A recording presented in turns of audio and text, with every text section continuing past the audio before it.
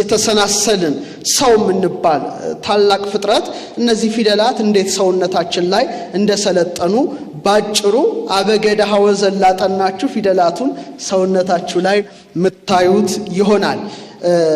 በቀመር 3 ትምህርት ላይ 7 ፊደላት አሉ። እነዚህ 7 ፊደላት አበገደ ሐወዘ አይደሉም። ሰውነታችን ላይ 7 የኃይል ደጃፎች አሉ፣ በሮች አሉ፣ ኃይል የሚወጣባቸው የሚገባባቸው። እነሱ ብሎክድ ከሆኑ በጣም ኃይል ያንሰናል፣ ህመም ያጠቃናል፣ ጥበብ ይጎለናል፣ ማስተዋል ዝቅ ይላልና 7 ትልልቅ ኃይሎች ናቸው አልፋ እግዚአብሔር ሰውነታችን ላይ ያስቀመጠው። ለምሳሌ የሚወርድ ውሃ ጠጠር ካለው አሸዋ ካለው ይገድበዋል እና እነዚህ ክፍት መከፈት ያለባቸው ደጃፎች አሉ። እግዚአብሔር የተቀደሰ ኃይል የሚወጣባቸው የሚገባባቸው ኃይል ከሆነ ዘንዳ ራሳችንን ወደ እግዚአብሔር ካልወሰደን ደግሞ በዛው ልክ ክፉ ነገር ሊገባበት ይችላል። እነሱ 103 ቁልፍ ያላቸው ናቸው። ይሄን አንተ አልተማራችሁትም፣ ምናልባት ቀመር 3 እንደተማሩት እረዳለሁ። ሆሆታ አይምሮ የሚባል ነው። ሄኖክ ያየው ሰማያትን የጎበኘበት ቀመር ነው። ቁጥሩም 103 ነው። በ103ቱ ፊደላት ልክ ደግሞ 7 የተሾሙ ፊደላት አሉ። እነዛን ምናልባት ቀመር 3 ላይ ስትገቡ ትማሩታላችሁ። ዛሬ ግን እነዚህን ነገሮች ነው ላሳያችሁ የምፈልገውና በጣም ጥሩ ነገሮችን ታያላችሁ። አንደኛው እስቲ አ በሉ እስቲ አይዟችሁ። በ ገ ደ ሐ ወ ዘ በቃ እነዚህ 7 የመጀመሪያዎቹ አበገደ ሐወዘ ፊደላትን ያጠናችሁትና አንደኛውን ከጭንቅላታችን በላይ እናየዋለን። አን አድርጋችሁ አስቡ። በጭንቅላት ላይ አድርጋችሁ አስቡ። ገን አንገትና ትከሻ ላይ አድርጋችሁ አስቡ። ድልትደ ወይም ደጃፉ ደን ደረታችሁ ላይ ወይም ልባችሁ ላይ አድርጋችሁ አስቡ። ሃን ሳምባችሁ ላይ አድርጋችሁ አስቡ። ወ ደግሞ ቨርተብሬ አከርካሪያችሁ ጋር አድርጋችሁ ዙሪያውን አስቡ። ዘ ደግሞ እግራችን ላይ አድርገን ማሰብ እንችላለን ማለት ነው። አ ከላይ በዚህ አካባቢ፣ ገ እዚህ ጋር፣ ደ ደረታችን አካባቢ እና ሐ ሳምባካ አካባቢ፣ ወ ደግሞ እዚህ አካባቢ አጠቃላይ እዚህ ጋር በኋላ እናየዋለን። የመጨረሻው ፊደል ዘ ነው። እነዚህ ፊደላት እንዴት እንደሚመሩንና እንዴት ሁላችንም ላይ እንዳሉ በዛሬው ላይ እናያለንና አን ከጭንቅላት በላይ እስቲ እንመልከተው። አ ላይ ነው ማለት ነው። አ እንግዲህ ብዙ ነገር ስለምታውቁ ለእናንተ አጠር ያለ ነገር ነው አስረዳችሁ። እንግዲህ በመጀመሪያ ተራ ቁጥር ላይ የሚገኝ ነው። በግዕዝ አልፋቤት አ ፊደል አሃድ ወይም አሃዱ እንደሚባል ታውቃላችሁ። ግዕዝም አንደኛ ወይም ቀዳማዊ የተባለው ፊደል አ ስለገባበት እንደሆነ ታውቃላችሁ። ስለዚህ አ የመጀመሪያው ፊደል ነው። ኦልሞስት 95% የእግዚአብሔር ስም በአ የሚጀምረው እንደሆነ አስተምራችኋለሁ። ለምሳሌ አዶናይ፣ ኤልሻዳይ፣ እግዚአብሔር፣ አብ፣ አካ እያልን ብንዘረዝር አ ትልቅ ነገር ነው። የመጀመሪያው ሰው ልጅ ማን ነው? አዳም ነው። የመጀመሪያው ሟች ማን ነው?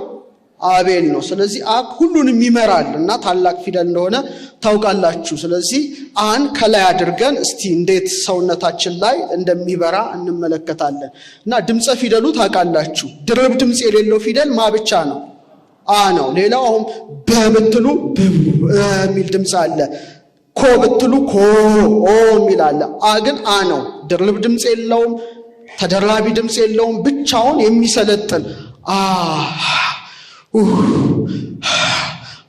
ምንላቸው በጣም እስትንፋስ እንደሆኑ በትምህርት ቆይታችሁ አይታችኋል። ሌላው ያያችሁት ነገር በጣም የሚገርም ነገር ምንድነው? ፊደል አ የመጀመሪያ ፊደል ቢሆንም ፍጥረትን አይጀምርም። የፍጥረት ክብር ለማን ነው? ለቤት በ ነው። አልፋቤት እስቲ በሉ። በቃ ዓለም ሁሉ የሚግባባበት ቋንቋ ነው። አልፋ ቤት። አልፋ ምንን ሰራ? ቤቱ ምንድነው? ሰማይና ምድር። ስለዚህ ስነ ፍጥረት ሲጀምር በአ ሳይሆን በበን የጀመረው አይደል? በመጀመሪያ እግዚአብሔር ምንን ፈጠረ? ሰማይና ምድርን ፈጠረ። በግዕዝ በቀዳሚ ገብረ እግዚአብሔር ሰማይ ወምድር አሁንም በነው። በዕብራይስጥም በረሺት ባራ ኤሎሂም ኤት ሃሻማይም ወኤት አሬስ በነው። ታውቃላችሁ ብርሃን ይሆናል አይደለ? ሳይንሱ ቢንግ ባንግ ይላል በሚል ነው። ስለዚህ ተመልከቱ ፍጥረት በምን ጀመረ? ንገሩኝ። አ ውጪ ነው ማለት ነው። ከንግግር ከጊዜ ከቅርጽ የሚቀድም እውነታ ነው ማለት ነው። በምንድነው? ስትራክቸር ነው፣ ስነ ፍጥረት ነው። አስ ንገሩኝ። አስ ከጊዜ ውጪ ከቅርጽ ውጪ ድርብ ድምጽ የሌለው የአልፋን ህላዌ አኗኗር ብቻ የሚያሳይ ፊደል ነው። ስለዚህ ቅርጹ ይሄ ነው ታውቃላችሁ። ከጥንት ጀምሮ የበሬ ቀንድ ቅርጽ ነው። ለዚህ ነው አልፍ ማለት በሬ ማለት ነው። ቀንድ ነው፣ ቀንበር አለው። እስቲ እንመለከተው። ይሄ ማለት ነው። ይሄው ገበሬ ያርሳል። 2 በሬዎች አሉ፣ ቀንድ አላቸው። መሃል ላይ ምን አለ? አሩት ወይም ቀንበር አለ። ቀንበር አለ። ይሄው ተመልከቱ። ተመሳሳይ ነው ፊደሉ። ይሄው 2 የበሬ ቀንዶች 2 አለ። መሃል ላይ ምን አለ? ቀንበር አለ ነው። የምታውቁት ጉዳይ ነው። የምታውቁት ጉዳይ ነው። ስለተማራችሁ ነው። አሁን ላያችን ላይ ነው የምንፈልገው ያን ቅርጽ ላያችን ላይ እንፈልገዋለን። ስለዚህ በቀንበር ውስጥ ይህ 2 ቀንዶች ከሚሰራ ፊደል አግድሞሹ ስታስተውሉት ምን የሚል ቅርጽ ይሰጣል? ለ። አሁን ይሄን ቆረጡት፣ ይሄን ቆርጣችሁ ጣሉት። ይሄ ምን ይሆናል? በቃ ይሄን ብትተውት ይሄ ምን ይሆናል? ይሄ አጽናፈ ሰማይን ይመለከታል። ይሄ አጽናፈ ምድርን ያለ ሁለቱን ኩነቶች ስትማሩ ስለቆያችሁ እዛ ውስጥ አልገባም። ላሜድ ለ ደግሞ እስቲ ላሜድ ለን በል። ለላይ አልገባችሁም፣ ግን ለምንድነው? ትምህርት ነው፣ ዕውቀት ነው፣ ምርምር ነው። እና አንድ ላይ ብቻ ስታስተሳስሩት ኤል የሚል ነገር ይሰጣል። ምን የሚል? ምክንያቱም አለ ራሱ። ይሄን ብትቆርጡት ለ ይሆናል። አናለ አንድ ላይ ኤል የእግዚአብሔርን ስም ይሰጣል ማለት ነው። በጣም ጥሩ። ስለዚህ አሁን ላሜድ ማለት ደግሞ እረኛ ምን ይይዛል? ዱላ ይይዛል። ሁሉ ጊዜ አይደል? ዱላ ይይዛል። በጎቹ ምን ይላል? ይመራልና ለምለም ቦታ ሲያገኝ በትሩን እንዲህ ይተክላል። ወዲያው በጎቹ ይሰበሰቡና ያንሳር ይግጣሉ፣ ውሃውን ይጠጣሉ። ጉድጓድ ውስጥ ቢገቡ ደግሞ እንደዚህ አድርጎ ሳብ አድርጎ ያወጣበታል። ስለዚህ ለምንድነው? ዱላ ወይም በትር ነው። ደግሞ ምንድነው? የበሬ ቀንድ ነው። ዱላና ምን በጣም ጥሩ። በቃ ይሄን ሴክሬት ካወቃችሁ ሁሉም ነገር ግልጽ ይሆናችኋል። ስለዚህ ምን የሚል ቃል አለ እዚህ ላይ ንገሩኝ። በቃ ልክ እረኞችም እንደዛ ነው፣ መሪዎችም እንደዛ ነው። አንደኛ በትር ይዛሉ፣ ለነው መምራት ነው፣ ለመምራት ነው። እንደገና ደግሞ ላያቸው ላይ ዘውድ ይደፋሉ ማለት ነው። ይሄ ነው፣ ይሄ ለ ነው፣ ይሄ ደግሞ አ ነው። ሁለቱም ኤል ነው። እዚህ ጋር ይታያቸዋል። የምን ቀንድ ነው? አረ ነገር የበሬ ቀንድ። በቃ ነገስታቱ ይሄን ነው የግድ ማድረግ አለባቸው። ምክንያቱም መሪ ማን ነው? አ ነው ማለት ነው። ስለዚህ ላያቸው ላይ ሁሉም አክሊል ይዛሉ፣ በትር መያዝ አለባቸው። ቅርጹ ምንድነው? አን ነው የሚሰሩት ነው። ስለዚህ አክሊል የሚለው ቃል በምን ይጀምራል? ድገኑ። በአ። አሁን አክሊል የሚደረገው ከምን በላይ ነው? ከራስ በላይ ነው። አሁን እናየዋለን ማለት ነው። ስለዚህ ከጭንቅላታችን በላይ ያለ ፊደል አ ነው። አልፋ ከራስ በላይ ከሚደረገው አክሊል ጋር ይዛመዳል። በሰውነታችን ውስጥ ካለው ከከፍተኛው ነጥብ ከድማ ከጭንቅላት በላይ የሚደረግ ምንድነው? ንገሩኝ። ንጉሠ ነገሥቱም ምን ይደፋል? አክሊል ይደፋል። ይሄ ማለት ኡራ ይባላል። ብርሃን ኡራኤል ሲባል ሰምታችኋል አይደል? በአ ነው የሚጀምረው። ለምንድነው? ኡራ ማለት ምንድነው?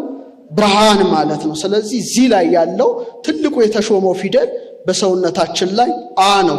ስለዚህ ሊቀ ካህናትን ብትሉት ምን ያደርጋል? እዚህ ላይ ግዴታው አክሊል ደፍቶ ነው ቅድስተ ቅዱሳን ውስጥ መግባት የሚችለው። ንጉስም ዙፋኑ ላይ የሚቀመጠው ምን ሲደፋ ነው?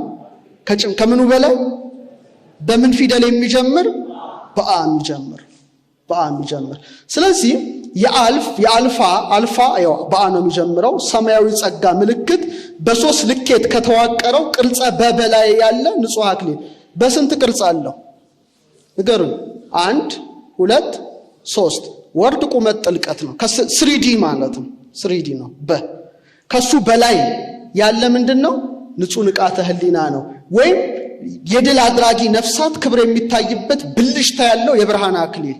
ለምሳሌ ይሄው ታያቸዋል። እዚህ ላይ ድል የነሱ ምን አላቸው? ከላይ የብርሃን አክሊል አላቸው ማለት ነው። አላቸው ማለት ነው። አላቸው ሁሉም ድል የነሱ ነፍሳት ነው። ስለዚህ ለምሳሌ ኡራኤል ብትሉ በኡራና በምን ተመስርቷል? ድገሙት። ኡራኤል። ኡራ ማለት ብርሃን ማለት ነው። ኤልስ በቃ ያያችሁ ብርሃን አክሊል ማለት ነው። ስለዚህ ከላይ ያለው ፊደል ምናችን ነው? አ። አሁን ቀጥሎ ምን ሊመጣ ነው? አክሊሉን አየን። አክሊሉ ምን ላይ ነው ያለው? ጭንቅላት ላይ ንጹህ ብርሃን ሊፈስ ነው ማለት ነው። የአልፋ ብርሃን ምናችን ላይ? በ የተባለው ጭንቅላታችን ላይ። ፊደል በና የሰው ጭንቅላትን እስቲ እንመልከት። እስቲ ቤት በበሉ እስቲ ድገሙት። ቤት በ ወይም ቤት በ። ቤት ነው ታውቃላችሁ። በሶስት ጎን የተዘረጋ ቅርጽ ነው። የግራና የቀኝ ግድግዳ አለው። ይሄው ግድግዳ አለው፣ ጣሪያ አለው። ስለዚህ ምንድነው? ቤት። እስቲ በሉ አልፋ ምን? ድገሙት። አልፋ ምን? በጣም ጥሩ ጎበዞች። ስለዚህ በኦሪት መጀመሪያ የተጠቀሰው ቃል በነው ታውቃላችሁ። በራሺት ወይም በቀዳሚ ወይም በመጀመሪያ ማን ፈጠረ? እግዚአብሔር። ምንና ምንን? ኦኬ ወደኛ እንመጣለን። ስለዚህ ቤት የአልፋ አክሊለ ብርሃን የሚያርፍበት ማደሪያ ቤት መሆን ነው ሆነ ማለት ነው። ከላይ ማን ነው አክሊሉ ብርሃኑ? የአብርሃም ምን ላይ ይፈሳል? ቤት በላይ ይፈሳል። ምን ላይ? ስለዚህ ቤቱ ምን የሚቀበል ነው ማለት ነው? በጣም ጎበዞች፣ ብርሃን። ስለዚህ አሁን ጭንቅላታችን ላይ ሊመጣ ነው። የአልፍ አየር ነው ታውቃላችሁ። አየር ነው፣ እሳት ነው፣ መማይ ነው። ስለዚህ የአልፍ አየራዊ ረቂቅ እስትንፋስና አክሊለ ብርሃን የእውቀት ቤት የሆነውን ራስ ወደ መኖሪያ ቤትነት ይለውጠዋል። ምን ያደርገዋል? ሳንክቹዋሪው ያደርገዋል፣ መቅደሱ ያደርገዋል ጭንቅላታችን ላይ። ለዚህ ነው ያ ብርሃን እዚህ ላይ የሚደረገው። እንዴት እንደሚያደርገው እንመልከት። ስለዚህ ቤት የሚኖረው በምን ላይ ነው ማለት ነው? በራስ ላይ። ጥሩ። ስለዚህ የሰው አእምሮ በቤትነቱ ምንን ይይዛል? ብርሃንን ይሸከማል። የአም ብርሃን ይሸከማል። ቅድም ያያችሁትን በምን መልኩ ሊሸከም ይችላል? በሐሳብ፣ በምልክት፣ በትውስታ መልኩ ሊሸከም ይችላል። እግዚአብሔር እንደሰጠው ጸጋ መጠን ማለት ነው። እንደዚህ ማለት ነው። ይወርዳል እዚህ ላይ ማለት ነው። የአብርሃን ይከበዋል የሰውን ራስ ጭንቅላት። አሁን የሰው አንጎል ምን ሆኖ ተገለጠ? ቤት። እስቲ በሉ ቤት ሆኖ ተገለጠ። ይኸው በቀመር በስንተኛ ላይ ነው? ስንተኛ ላይ ነው? በጣም ጥሩ። ሁለተኛ ላይ እንደሆነ ይሄ በሆኖ ተገለጠ። የሰው ጭንቅላቱ በስንት ነገር ተከፈለ? በሁለት ንፍቀ ክበብ ተከፈለ ማለት ነው። በስንተኛ ፊደል ነው? በጣም ጥሩ። ስለዚህ የግራና የቀኝ ሴሬብራል ሆኖ ተከፈለ ማለት ነው። አሁን የአልፋ ብርሃን እዚህ ላይ ካበራ አዋቂዎች ልትሆኑ ነው ማለት ነው። የእውቀት ጉዞ ማለት ይሄ ነው። እንዴት ያበራል እናየዋለን። አሁን የግራ አንጎል ምንድነው? አመክንዮ ይወዳል፣ ቋንቋ፣ ትንታኔ፣ ሂሳብ ይቆጣጠራል። የቀኝ የሰውነት ክፍልን ይቆጣጠራል። ግራ ደግሞ ግኝት፣ ስሜታዊ አገላለጽ፣ ስነ ጥበብ ችሎታ ይቆጣጠራል። ስለዚህ በቃ አልፋ ይሄንን ቤት ሲሰራው ግራና ቀኝ አድርጎ ልክ እንደ በ አድርጎታል። በኋላ እስቲ ውህደቱንም እንደዚህ ማለት ነው። በቃ አብዛኛው የዓለም ሳይንስ የሚመራው በዚህ ነው። መንፈሳው የሚመራው በዚህ ነው። ሁለቱን ካስተባበር ሁለቱን እናዋህዳለን። አለያ ግን ጥሩ አይሆንም። ይሄ ብቻ ከሆነ ይሄንን እናጣለን፣ እነዚህን እናጣለን። ይሄን ብቻ ከሆነ ደግሞ ምን እናጣለን? ስለዚህ የሚፈለገው ምንድነው? ሁለቱን ግድግዳ ምን ማድረግ? ማዋሃድ ያስፈልጋል ማለት ነው። የዓለሙ ሳይንስ ግራ ብሬናችን ላይ ስለሚያተኩር እነዚህ ነገሮች በፍጹም ስለማይወዳቸውና ስለማይቀበላቸው ግራጁዌት ስናደርግ መነሳነሱን ወደ ምንድነው የምንለውጠው? ወደ ግራ ነው ማለት ነው። በቃ ግራ ነው።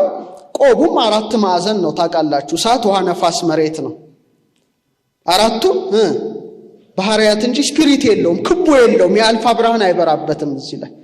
የአልፋ ብርሃን ሳይንሱ ላይ አይበራም። ያሁን የሳይንሱ ትምህርት ምክንያቱም ምንን አልፈለገም? ያን ብርሃን አልፈለገም። ግልጽ ነው የምነግራችሁ ግን በጣም ጥሩ። ለእናንተ ካልሆነ ለማን ይሆናል? ግልጽ ነው። ስለዚህ ይሄን ሁለቱን እንድታዋህዱት በሚለው ፊደል ይመጣል ጭንቅላታችን ላይ። እንዴት እንደሚመጣ ሳያቸዋል። ስለዚህ ተመልከቱ፣ በቀመር ሁለተኛ እንደሆነ ጭንቅላትም ከላይ በተቀበለው ብርሃን ምን ከምን ይለያል? በቃ እውነትን ከሐሰት፣ ብርሃንን ጣፋጩን ከመራራ መለየት ይችላል ማለት ነው። ትልቅ መቅደስ ነው። ቤት ብሬናችን ቤት ነው። አሁን ተመልከት እዚህ ጋር ፊደል በአንድ መስመር ሁለቱ ዳርና ዳር ያሉት ምሰሶዎች እንደተያዙ በሰው ራስ ውስጥ የሚገኙ የቀኝ አንጎልና ግራ አንጎል ንፍቀ ክበብም በካርፖስ ካሎሶም ወፍራም የነርቭ ክሮች አልፋ አገናኝቷቸዋል። እንዴት እንመልከት። ይሄ ማለት ነው ታያቸዋል። ይሄ ማለት ነው ታያቸዋል። ግራ አለ ቀኝ አለ፣ በኋላ ላይ ምን አለ? ድልድይ አለ። ይሄ አልፋ ስራ ነው።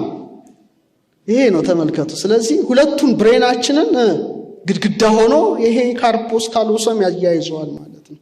ምንም ለማድረግ ቀኙንና ግራውን ምን እንድናደርግ በቃ አለቀ። አሁን የዚህ ትምህርት ጥቅሙ እዚህ ላይ ነው።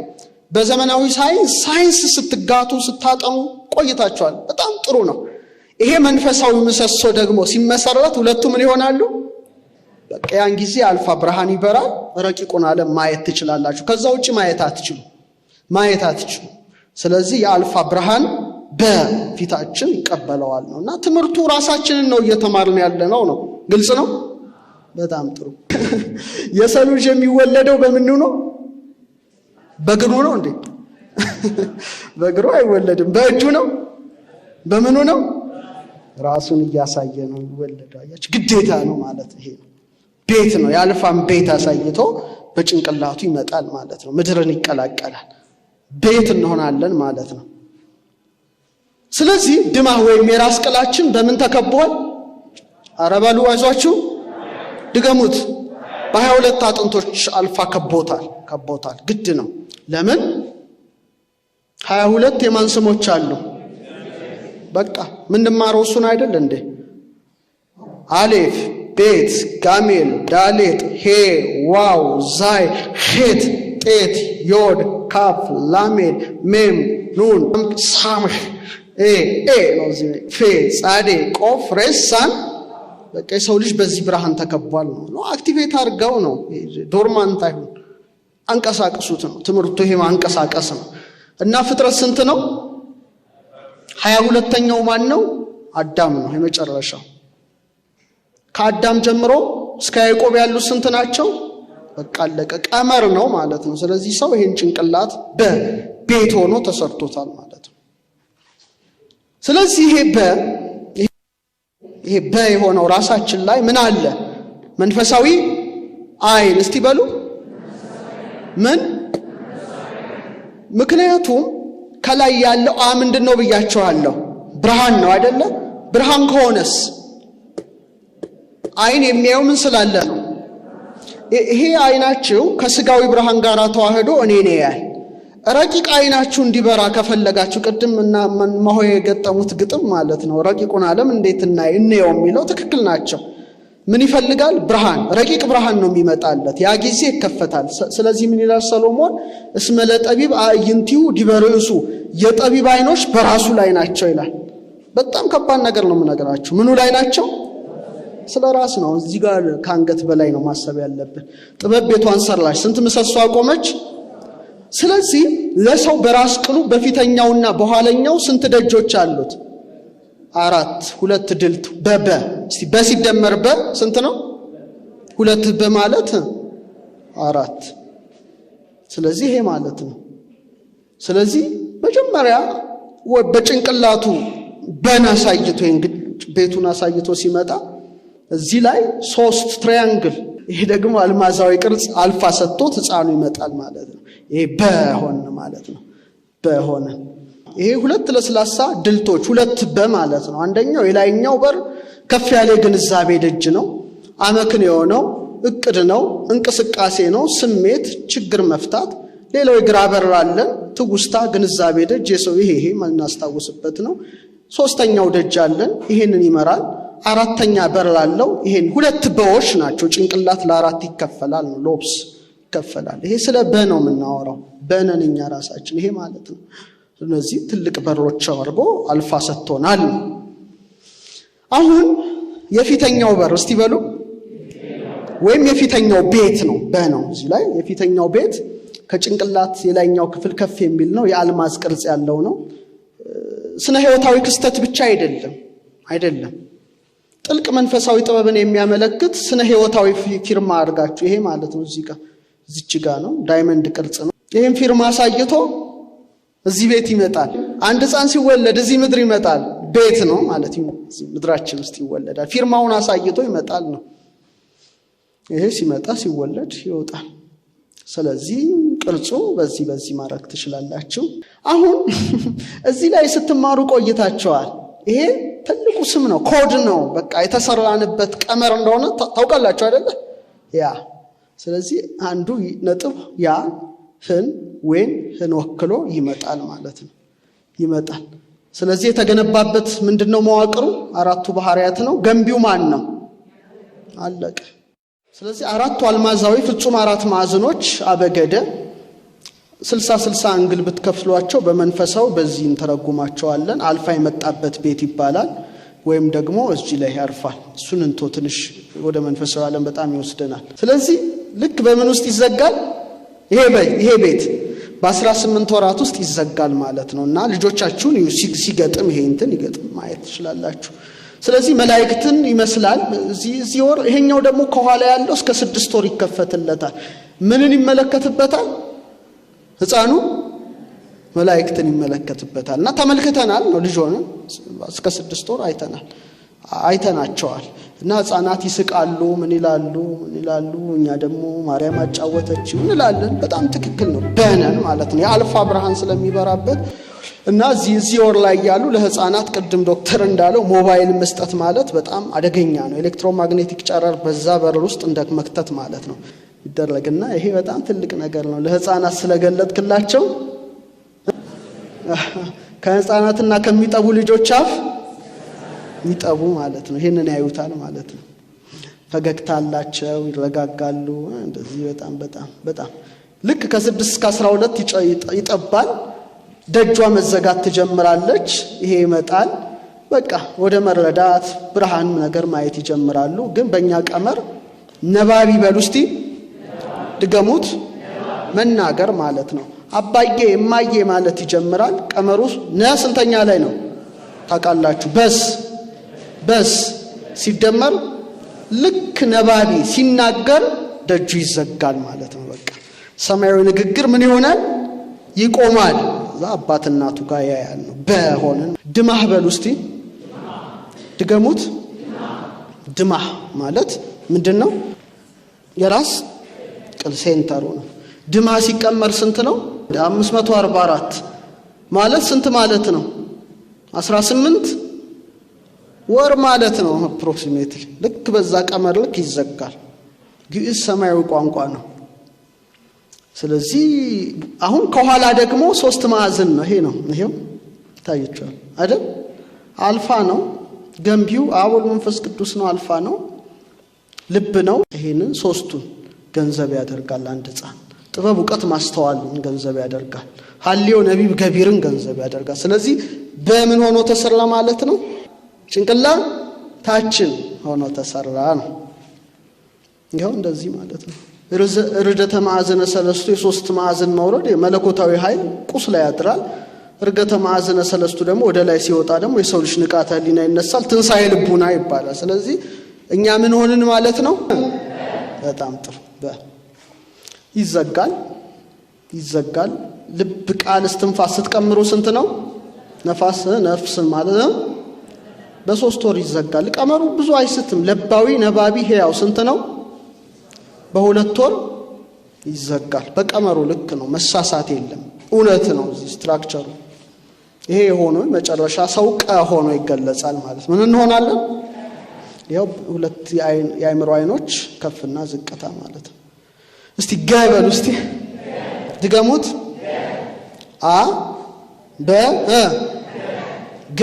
ገና ምናችን ግሮሮአችን ተመልከቱ እስቲ በሉ ግስጋሴ ነው አይደል ታውቃላችሁ ጋማ ኃይል ነው ገምልገ ሶስተኛ ነው ምንድናት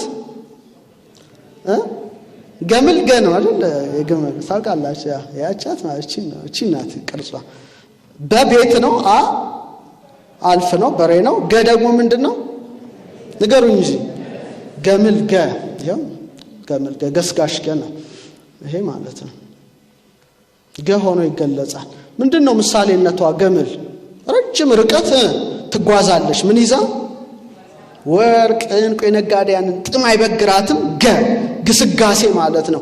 በአጽናፈ ዓለም ኃይል ሳስተምራችሁ ምን ነበር ያልኳችሁ ትዝ ይላችኋል? አማን ነው ፍጠኑ አልፋ ቀጥሎስ ምንድነው? አጽናፈ ሰማይና አጽናፈ ምድር። ደግሞ ምንድነው? ሚገሰግስ ምን ኃይል ሰጠው ነው። አልፋ ቤቱን ሰርቶ ምን ሰጠው? ኤነርጂ ሰጠው። የጋማ ኃይል ታውቃላችሁ፣ ሚገሰግስ ክክክክ መሄድ ማያቆም መሄድ ወደኛ ሰውነት ስትመጡ ደግሞ ያው ገስጋሽ ነው። የፍቅር ግስጋሴ የሚገሰግስ እንደሆነ ስለተማራችሁ እዛ ውስጥ አልገባ ያላስተማርኳችሁ ነው ዛሬ ማሳያችሁ ነው። ኦኬ ይሄ ማለት ነው። በሆናች ሴት ተገለጠች። የአብርሃን ያበራባታል። እዚህ ጋር አገጯ እና ምኗ ይሄው አገጯ ጉሮሮዋ ሆኖ ሆነን ተገለጥን ማለት ነው። ሆነን ተገለጠ። ቃል እየገሰገሰ ይወጣ ከነፍስ የምትወለድ ቃል ገስግሳ የምትወጣብን ኃይል ሆንን ማለት ነው። ገመልገ ካንገት ከትከሻ ጋር ለምሳሌ ትከሻ ምንን ይሸከማል? ልክ እንደ ግመል ነው። ግመል ምን ይሸከማል? ሀብት እንደሚሸከም ትከሻ መንፈሳዊና አካላዊ ሸክም ይሸከማል። ለምሳሌ መንፈሳዊ ምስጢር መትከፈ ልብ ይባላል። አንገት ደግሞ ምንን ይሸከማል? በን ይደግፋል ማለት ነው። ስንት አጥንት አለው አንገት? 7 እስቲ በሉ። ጭንቅላትስ 22 ስንት ለታት አለው? ስለዚህ ይሄኛው ምንን ይሸከማል? መካና አይምሮ ቤትን የሚሸከም ፒላር አረገው፣ ምሰሶ አረገው፣ አድርጎ ሰራው ነው። አንገት በአንጎልና በልብ መካከል ያለ ጠባብ ድልድይ ሆኗል። ትከሻ ደግሞ ልብ ያመነውንና አይምሮ ያወቀውን ይሸከማል ነው። ቀጥሎ ምን ድገሙት እስቲ ድገሙት። ድልት አይደል? ድልት ምንድነው? በሳይንሱ አራተኛው ዲሜንሽን ታይም ነው ብሎናል አይደል ዶክተር? በእኛ በስነ ፍጥረት ትምህርት አራተኛው ዲ እግዚአብሔር እዚህ ላይ ከፈተው ብለናል አይደል? በአራተኛው ቀን ምን ተፈጠረ? ፀሐይ፣ ጨረቃና በቃ ጊዜ ምን ሰፍርባቸው አራተኛው ወርድ ቁመት ጥልቀት በላይ ያገኘን ታይምን ደግሞ ደላይ ጨምረናል። ስለዚህ እስቲ ደረት ወይም ልብ በሉ እስቲ። በጣም ጥሩ። ደግሞ ደረታችን ላይ ሾመዋለን። እሺ ድልት ነው የምንለው። ድልት ማለት ያው ደጃፍ መዝጊያ ሳንቃ መሆኑን አራተኛ ፊደል መሆኑን አውቃቸዋል። እዚህ ውስጥ አንገባም። ይሄው ተመልከቱት። የሰው ጭንቅላት ነው፣ አንገት ነው፣ ትከሻዎቹ ናቸው ይታወቃል። ከላይ ይሄኛው ክብ ባይኖር አራቱ ምን ይሆናሉ? ይወድቃሉ ብያቸዋለሁ አይደለ? ከላይ የሚመራው ማን ነው? አልፋ ነው። አራቱን እሳትን፣ ውሃን፣ ነፋስ፣ መሬትን ያንቀሳቅሳል ነው። ተፈጥሮን ይመራል ነው። እሺ ወደኛ እንምጣ እስቲ። ላይ ደረታችንን እናስገባ፣ በደንብ እናስገባለን። እሺ አሁን እዚህ ጋር አስተውሉ። በሰባቱም ፊደላት መካከል ያለው ምንድነው? አበገደ ሐወዘ 7 ናቸው አይደለ? መሃል ያለው ሴንተሩ ማን ነው? ድገሙት። ኤግዛክትሊ። ስለዚህ ሴንተራችን ምናችን ሆነ ማለት ነው? ልባችን፣ ደረታችን ሆነ ማለት ነው። የእውቀት ማዕከል፣ የጥበብ ማዕከል ሆነ ማለት ነው። ስለዚህ ልብ እስቲ በሉ። ስትማሩ ልብ ማለት ሀርት ማለት አይደለም። በእኛ ትምህርት አይደል? ሀርት ነው፣ ትርጉም ሊያኖረው ይችላል። ልብ ግን በለና በበ ለማን ነው? ልዑል ነው። በስ የልዑል ቤት መሆኑን አውቃቸዋል ትምህርታችሁ ላይ። ስለዚህ ትርጉም አለው በእኛ። ስለዚህ ልዑል የሚገባበት የፍቅር ደጅና የሚያድርበት ቤት ነው። ለሌሎች ይከፈታል። የመተሳሰብ የህይወት የፍቅር ደጅ ነው። ስለዚህ የማሰቢያችን ምን ሆነ ማለት ነው? ሚዛን ሆነ። ልክ እንደ ነው ደረታችን ላይ ደረታችን እንግዳ በቃ ይመራዋል ማለት ነው። ይሄ ሴንተር ነው። በጣም ግሩም ነው። እስቲ ሀ በሉ። ድገሙት። ሀ ደግሞ ከልብ ስር ያለ ምናችን? እስቲ ሀ በሉ እስቲ። እንዴት ነው? ሀ ነው እንዲያስተማርኳችሁ። እስትንፋስ አይደል? እስትንፋስ ናት። ይሄ እቺ ፊደል ስንተኛ ፊደል ናት? እግዚአብሔር ሰውን ከምድር አፈር አበጀዋልና ከምድር አፈር ማለት ነው አይደል? እሳት፣ ውሃ፣ ነፋስ። ከዛ በአፍንጫው የሚወጣን እስትንፋስ ምን አለበት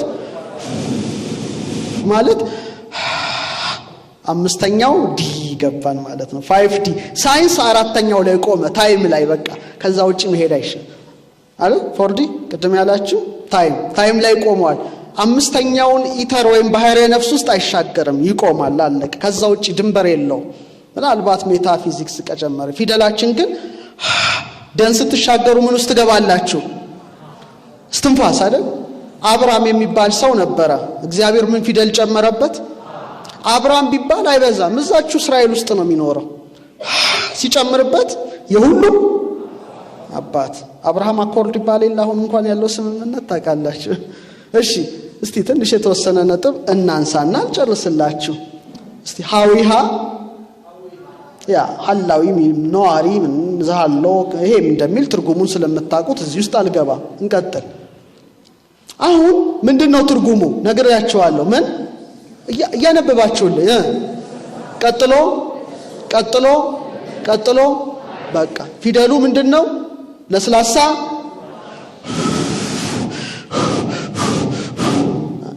ቅርጸ ፊደሉ ከላይ ተከፍቶ ከላይ የሚወርደውን ፍሰት ይጠብቃል። ይሄው ክፍት ናት። ከላይ የሚወርድ ፍሰት አለ። መስኮት ነው። የህይወትን እስትንፋስ ምን አለበት? ክፍት መሆን አለበት። ያን እስትንፋስ ሊቀበል። አሁን ወደ ሳምባችን ልንመጣ ነው እና ራሳችሁ የምታክሙበትን ፊደል ወቁ ነው ብላችሁ በሽተኛ አትሁኑ። በእነዚህ ፊደል ራሳችሁን ኪውር ማድረግ ትችላላችሁ። ችግር ያለባቸውን እዩት ማለት ነው። ከደ ማለት ያው ከአራቱ ባህሪያት የተገነባ የሰው ልጅ ነው። አይታችሁታል። ውስጡ የገባው ምንድነው? የእግዚአብሔር እስትንፋስ ወይም አምስተኛ ባህሪያ ነፍስ ነው። ስለዚህ የሰው ዘር ሁሉ ምን ያለዋል? እያለ ተነፍሰዋል። ግን ሲተነፍስ ቀመር ነው። 8 ነው። ፕሮቶኑ ስንት ነው? ኦክሲጅን። ኒውትሮኑ፣ ኤሌክትሮኑ፣ ካርቦን ዳይኦክሳይድ ስንት ነው?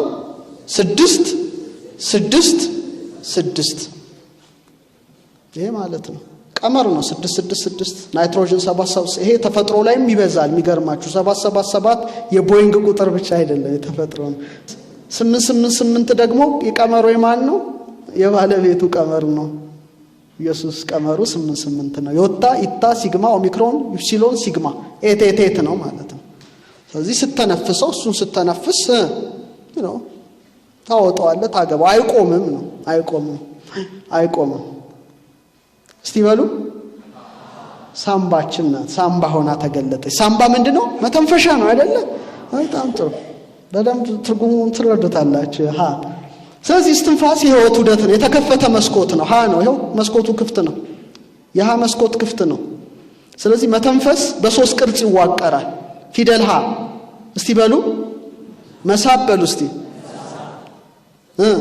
መያዝ በቃ በዚህ ንድፍ ውስጥ ነው ያለው። ይሄው ይስባል፣ ይይዛል፣ ይለቃል።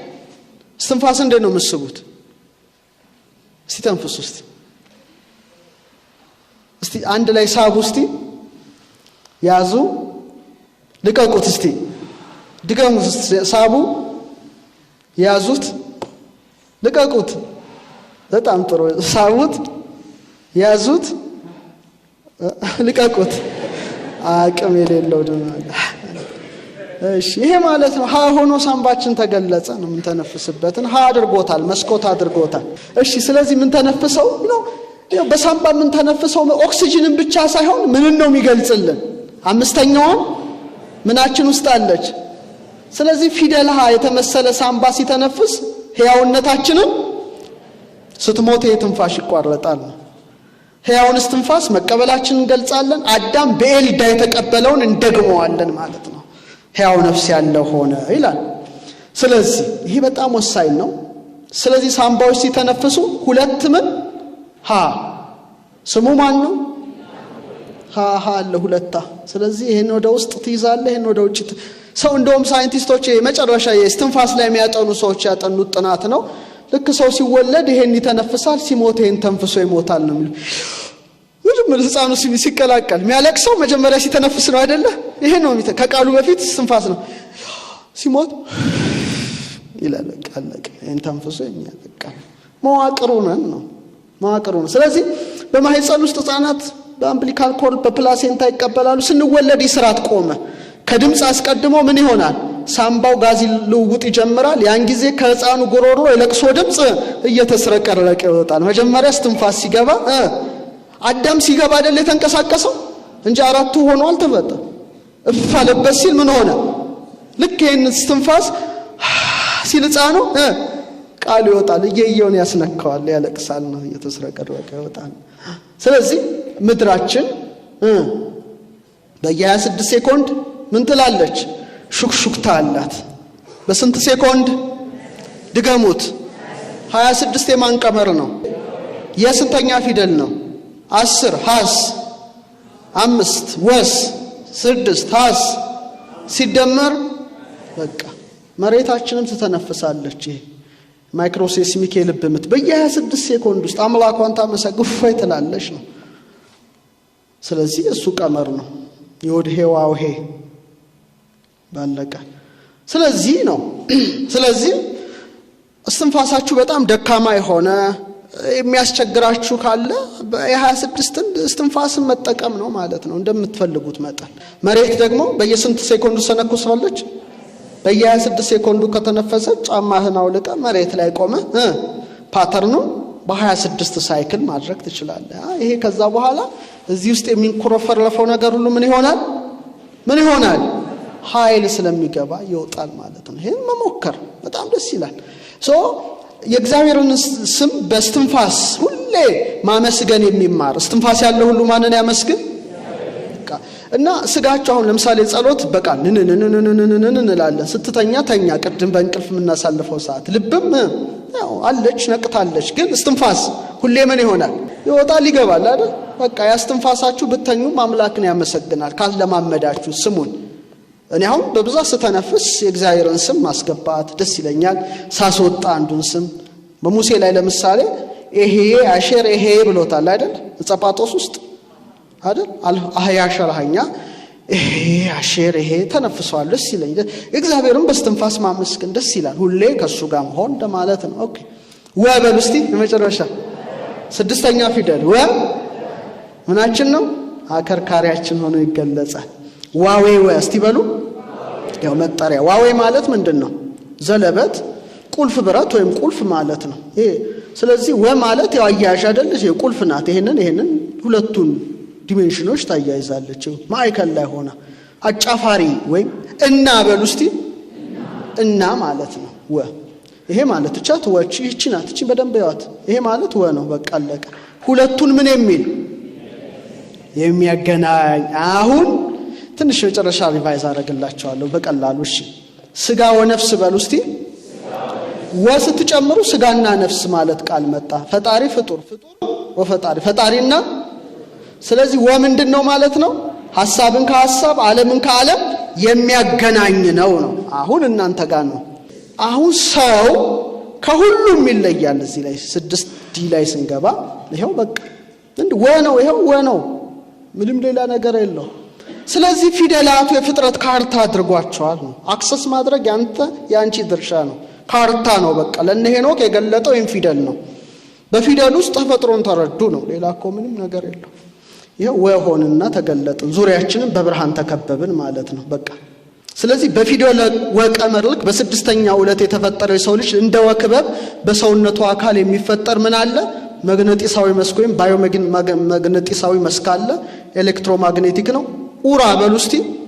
ሌላው አውር ይላል፣ ግን ኡራ ማለት ብርሃን ኡራኤል እንደማለት ነው። ብርሃን አለ ይሄ ዙሪያችን ወነን ማለት ነው። ይሄው እዚህ ጋር ሌላ በወላይ በወላይ ነው። እዚህ ጋር ነው፣ ዙሪያው ነው፣ ብሬል ላይ ነው፣ ሁሉ ነው። ሆነን እንገለጻለን። እሺ ይሄ ምንድነው ጥቅሙ? ልብ አይምሮ የነርቭ ስርዓትን ያመነጫል። በልብ ምት ይመነጫል። ይሄ ይለካል። ከሰውነት ውጪ ብዙ ጫማ ድረስ ይረዝማል። ይሄ አሁን የኔ ለምሳሌ መሳሪያው ቢመጣና ቢለካው እስከዚህ ድረስ ይረዝማል። እስከዚህ ድረስ ያንተም ያንቺ ሁላችን አሁን በብርሃን ምን ሆነናል? ተያይዘናል ነው። ደግሞ የዚህ ክፍል ደግሞ በደንብ በጣም ይሄኔ ቢታይ ላይቱ እዛ ድረስ ያበራ። እውነት አስተታጨብጭባ የኛ ሃርመኒ ነው፣ ተፈጥሮ ነው።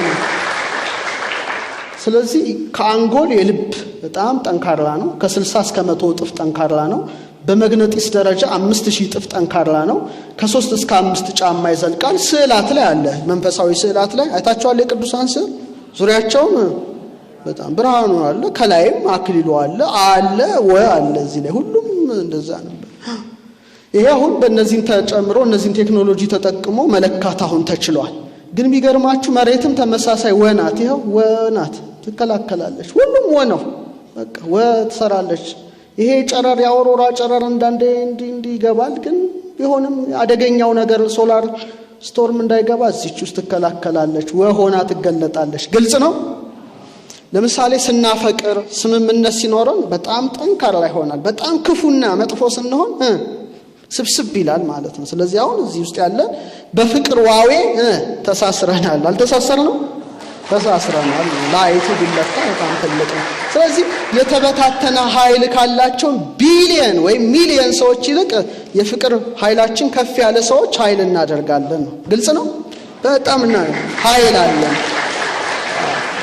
የወጣው ኃይል ፈዋሽ ኃይል የልብ በጣም ጠንካራ ነው መጨረሻ እስቲ ዘበሉ እስቲ ድገሙት እግራችንን በዘ መልኩ እንያዋለን የመጨረሻው ከአክሊል እስከ እግር ከራስ ፀጉር እስከ እግር ጥፍር ዘ ነው ቅርጹ ዘ ታውቃላችሁ ዛይን ዘ ምን ማለት ነው ዛይን ነው ያሐቅ ለምድረ በዳ የጦር መሳሪያ ማለት ነው ሰይፍ ማለት ነው ታውቃላችሁ ትርጉሙ ስለተማራችሁ መደጋገም እንዳይኖርብኝ ነው ሰባተኛው ፊደል ነው ያው ቅርጻቂት ፊደሉም የግራና የቀኝ ምሰሶ አለው የሰይፍ ዳርና ዳር አለው መካከሉ የሰይፍ ሰገባ ነው ሶርዱ ይጨታው ነው ያው ስለተማራችሁ ይሄ ማለት ነው ሰውም ዘ ነው መጨረሻ ላይ የሚሰራው እስቲ እናየዋለን ይሄ ዘ ነው ሰይፍ ነው አይደል ዛይን ዘ ሰይፍ የሰይፍ ትርጉሙን ስለተማራችሁ አልደግመው ግን ዘ እግራችን ላይ እስቲ እንየው ነው ስለዚህ ሰባተኛው ፊደል ዛይን ዘ ነው ስንተኛ ቁጥር ላይ ይገኛል ስለዚህ ሰባት ምንድነው ረፍት ነው እግዚአብሔር በሰባተኛው ዕለት ያቺ ፍጹምነት መርህ ነው